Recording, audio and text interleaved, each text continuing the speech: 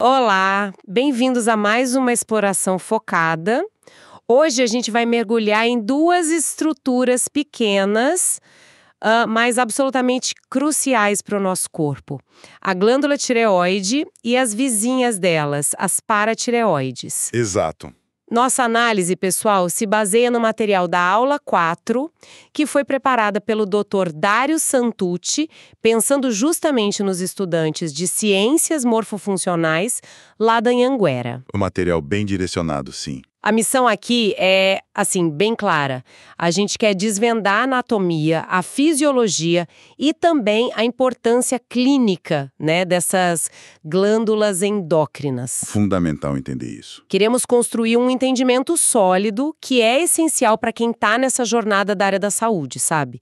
Para perceber como essas peças se encaixam no grande quebra-cabeça do organismo. Perfeito. É a base de muita coisa. Então tá, vamos começar a desembrulhar isso. Começando pela tireoide, que, olha, muitas vezes leva à fama, né? É quando a gente pensa em metabolismo, energia. Com certeza, ela é protagonista nisso. Primeiro, localização e estrutura básica. A tireoide é uma glândula endócrina, ou seja, ela joga os hormônios direto no sangue, não tem canal, não tem ducto. Isso mesmo, direto para a circulação. E ela pesa mais ou menos uns 20 gramas. É bem levinha para o impacto que causa, né? Impressionante, né? O tamanho versus a função. Morfologicamente, tem o lobo direito e o esquerdo, aí eles são unidos por uma faixa no meio, o istmo. Isso. E ela fica bem aqui na frente do pescoço ou logo abaixo da cartilagem cricóidea e na frente da traqueia. Exato. E vale até mencionar uma variação anatômica que é, interessante. Quase metade das pessoas tem um lobo piramidal. É uma pontinha que sobe a partir do istmo. Ah, é. Quase metade. Não sabia que era tanto assim. É, em torno de 50%. E como é típico de glândula endócrina, a vascularização é, riquíssima. Chega sangue pelas artérias tireoidianas superiores, que vêm da carótida externa, e o sangue sai pelas veias jugulares externas. Essa irrigação toda é crucial para que os hormônios cheguem rapidinho em todo lugar do corpo. Faz todo sentido. E se a gente pegasse uma lupa, para olhar a microestrutura, o que a gente encontra lá dentro? Aí a gente encontra a unidade funcional mesmo, sabe? O folículo tireoidiano. Imagina milhares de bolinhas microscópicas. As paredes dessas bolinhas são feitas de células epiteliais, os tireócitos ou células foliculares. Ok, os folículos. E são essas células que fazem os hormônios. Exatamente. São elas as responsáveis pela produção. E os principais hormônios são a tiroxina, que a gente chama de T4, esse é uns 90% da produção, e a triodotironina, o T3. Certo. T4 e T3. Mas como é que eles são feitos e liberados? Como funciona esse processo? É complicado. Olha, não é tão simples, mas é fascinante. O processo de síntese tem umas etapas-chave. Primeiro, as células foliculares precisam pescar iodo do sangue. Elas são muito boas nisso. É um transporte ativo. Puxam o iodo para dentro. Precisa de iodo, claro. Sim, fundamental. Dentro da célula, esse iodo é oxidado e, aí sim, ele é grudado em partes de um aminoácido chamado tirosina. Só que essa tirosina está numa proteína enorme, a tireoglobulina, que fica guardada dentro do folículo no coloide. Isso. E essa junção forma o T3 e o T4, ainda presos na tireoglobulina. E aqui, olha, tem uma coisa que é muito particular da tireoide. O quê? Ela é uma das poucas glândulas, talvez a única, que consegue guardar uma quantidade enorme de hormônio já pronto. Dá para semanas, às vezes meses de suprimento. Fica tudo ali, ligado na tireoglobulina, dentro do folículo. Nossa, tipo um estoque de segurança? Exatamente. É como se disse, um cofre biológico de energia metabólica, pronto para usar quando precisar. Isso é super importante para manter o metabolismo estável, mesmo que a pessoa varie um pouco na ingestão de iodo, sabe? Entendi. Que interessante essa capacidade de estoque. Um cofre biológico, gostei da analogia. E como é que esse cofre abre quando o corpo precisa dos hormônios? Quem dá a ordem? O sinal vem lá de cima, da hipófise, no cérebro, através de um hormônio chamado TSH, o hormônio tireoestimulante. Ah, o famoso TSH. Esse mesmo, quando os níveis de T3 e T4 no sangue caem um pouco, a hipófise percebe e libera mais TSH. Aí o TSH viaja até a tireoide, se liga nos receptores das células foliculares e pronto, é o gatilho. E o que acontece na célula? A célula folicular, estimulada pelo TSH, meio que engole um pedaço daquela tireoglobulina com os hormônios grudados que estava no coloide. É um processo chamado endocitose. Engole? Tipo, literalmente? É, tipo isso, para dentro da célula. Aí, lá dentro, enzimas especiais quebram a tireoglobulina e soltam o T3 e o T4. E só então eles são liberados para a corrente sanguínea. Uau! Que processo! E tem um ponto crucial aqui. O T4, embora seja mais produzido, ele funciona mais como um pré-hormônio, sabe? Um pré-hormônio? Como assim? Quer dizer que a forma que realmente faz o trabalho pesado nos tecidos, a forma mais ativa, é o T3. Uma boa parte do T4 que a tireoide libera é convertida em T3 lá nos tecidos onde ele vai agir, tipo no fígado, nos rins, nos músculos. Ah, então a conversão final acontece fora da tireoide também? A mágica, como eu tinha pensado antes, acontece nos tecidos-alvo. Que interessante. Exato. A tireoide libera os dois, mas a potência maior vem da conversão periférica de T4 em T3. Entendi. E quais são exatamente os efeitos desses hormônios, T3 e T4, pelo corpo? Para que eles servem na prática? Olha, eles atuam em quase todas as células do corpo. A função principal é regular a velocidade do metabolismo. Eles aumentam a taxa metabólica basal. O que isso significa na prática? Significa que o corpo gasta mais energia e consome mais oxigênio, mesmo em repouso.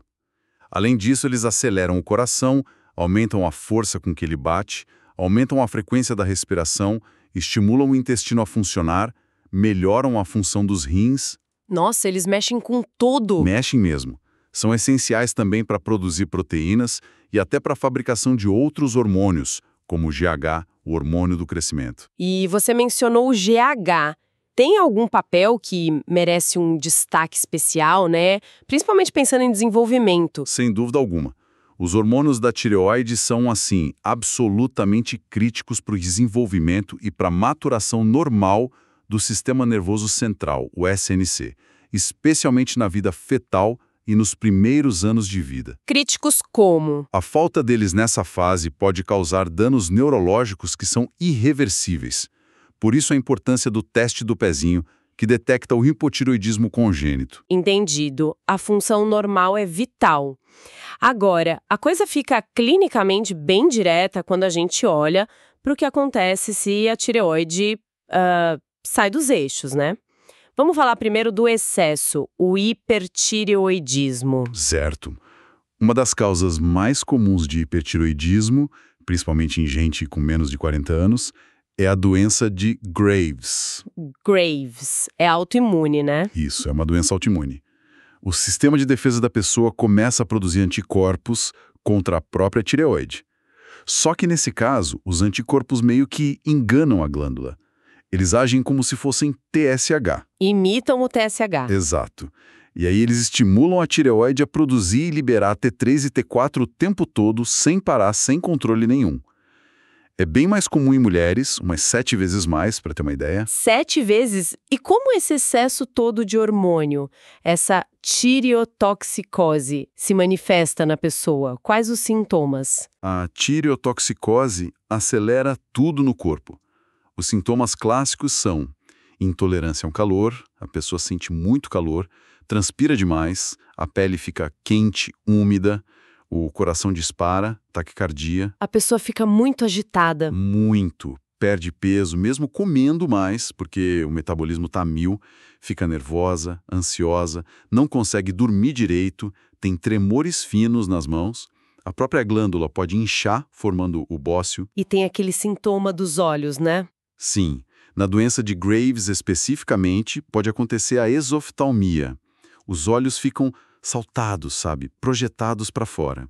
Isso é por causa de inflamação e inchaço dos tecidos que ficam atrás dos olhos.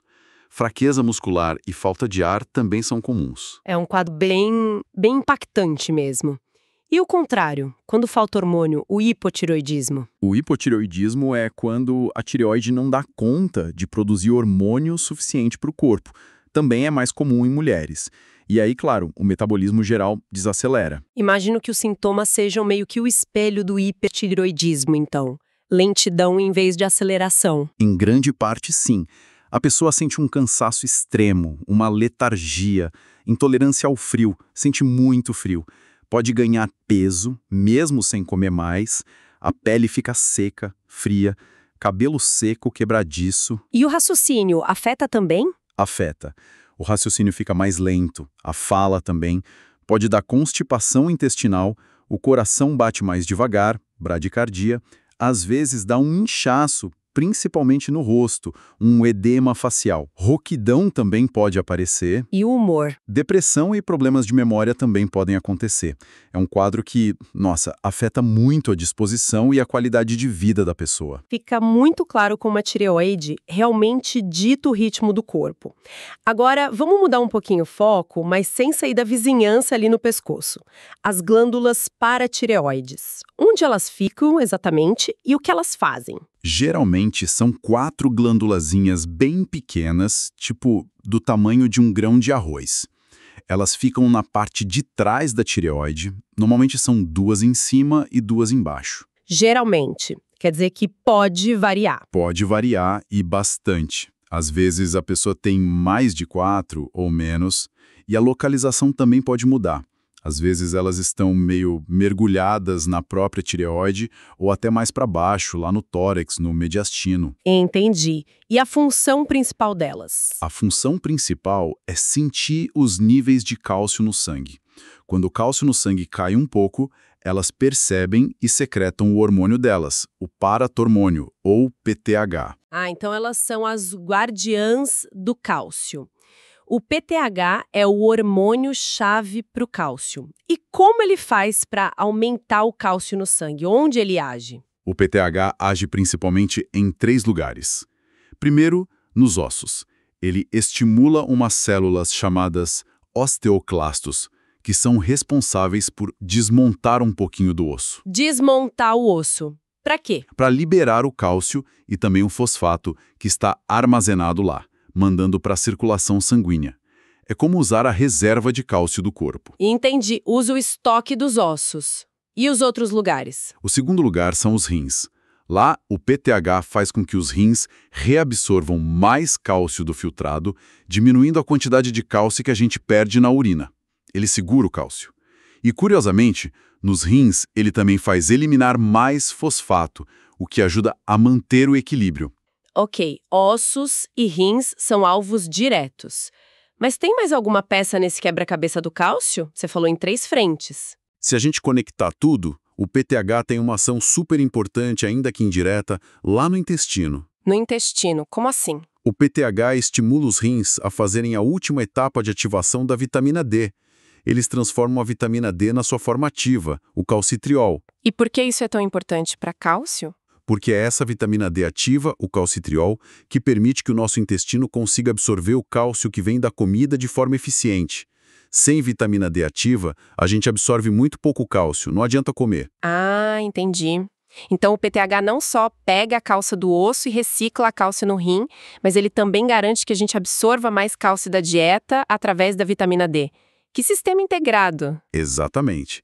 É um controle bem fino e coordenado. E se essas paratireoides não funcionam direito, se elas produzem pouco PTH? É o que a gente chama de hipoparatireoidismo, certo? Isso. No hipoparatiroidismo, a falta de PTH leva a uma consequência direta. O nível de cálcio no sangue cai. A gente chama isso de hipocalcemia. E qual o problema de ter pouco cálcio no sangue? O cálcio é vital para a estabilidade das membranas das células nervosas e musculares. Quando tem pouco cálcio do lado de fora da célula, essas células ficam hiperexcitáveis. Hiperexcitáveis, o que isso quer dizer? Quer dizer que elas disparam impulsos nervosos e contrações musculares muito mais facilmente, com qualquer estímulo pequeno.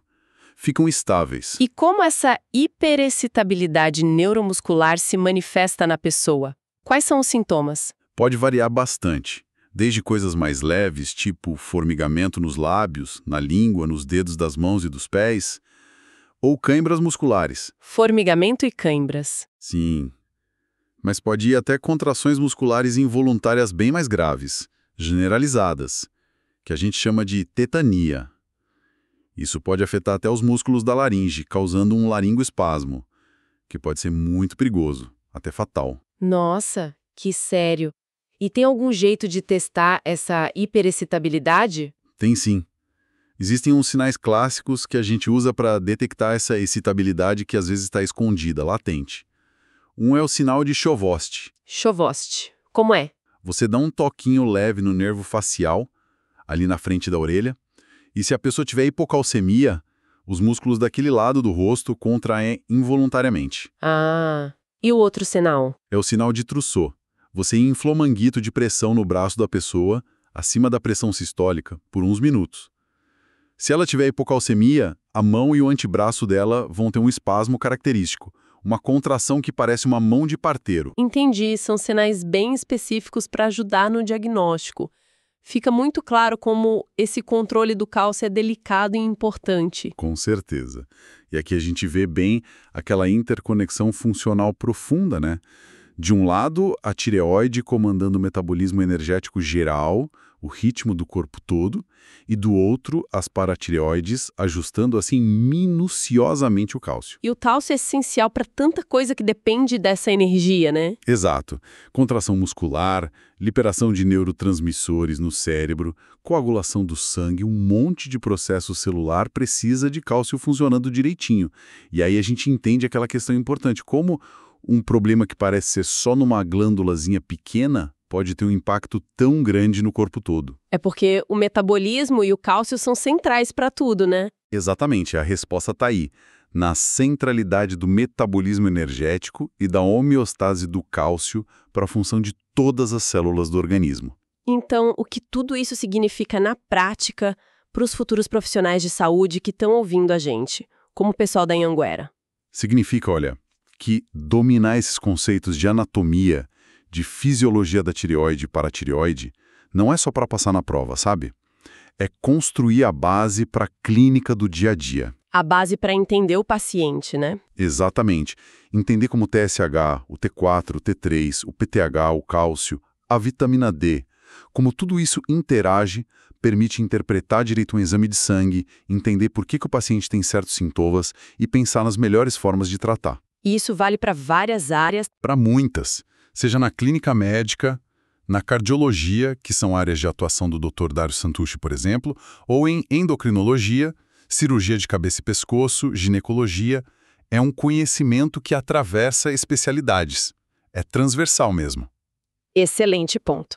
Vamos só recapitular rapidinho os destaques dessa nossa exploração de hoje. Vamos lá. A gente falou da tireoide, onde ela fica no pescoço, aquela estrutura única dos folículos que guardam hormônio, como ela produz T3 e T4 e como eles agem no metabolismo, no crescimento e no desenvolvimento do cérebro. Vimos a doença de Graves como exemplo de hipertireoidismo autoimune. Com aqueles sintomas de aceleração. Isso. E os sintomas do hipotireoidismo, que refletem a lentidão do metabolismo. Perfeito. Depois a gente abordou as paratireoides, geralmente 4, lá atrás da tireoide, que secretam o PTH quando o cálcio está baixo. O hormônio do cálcio. Exato. Vimos como o PTH age nos ossos, nos rins e indiretamente, via vitamina D, no intestino para aumentar o cálcio no sangue. Isso, os 3 alvos principais. E entendemos que o hipoparatireoidismo causa baixo cálcio, a hipocalcemia, e aquela hiperexcitabilidade neuromuscular que a gente pode testar com os sinais de Chauvost e Trousseau. Exato. Cobrimos os pontos essenciais. E colocando em perspectiva, esse domínio da endocrinologia básica é um pilar mesmo. Vai desde entender por que um paciente com hipertireoidismo pode ter uma arritmia cardíaca, até porque a gente tem que ficar de olho no cálcio depois de uma cirurgia de tireoide. Ah, pelo risco de machucar as paratireoides sem querer, né? Exatamente. Ou até para interpretar um perfil tireoidiano completo num check-up de rotina. É a base morfofuncional aplicada à saúde das pessoas. Perfeito. E para a gente fechar, queria deixar uma provocação, uma coisa para continuar pensando sobre o tema. Manda lá. Considerando esse papel central da tireoide no nosso termostato metabólico e também no desenvolvimento do cérebro, quais seriam os possíveis impactos, talvez mais sutis, sabe, de longo prazo, de disfunções da tireoide que são leves, aquelas chamadas subclínicas, que muitas vezes nem dão sintomas claros? Boa pergunta. Principalmente em fases que exigem muito do corpo, como na gravidez, na infância, ou até em situações de estresse crônico. Que efeitos acumulados essas pequenas alterações poderiam ter na saúde geral e no bem-estar ao longo da vida, hein? É uma questão excelente para pesquisa e para a prática clínica futura. Fica aí a questão para futuras investigações e para a curiosidade científica de cada um continuar explorando.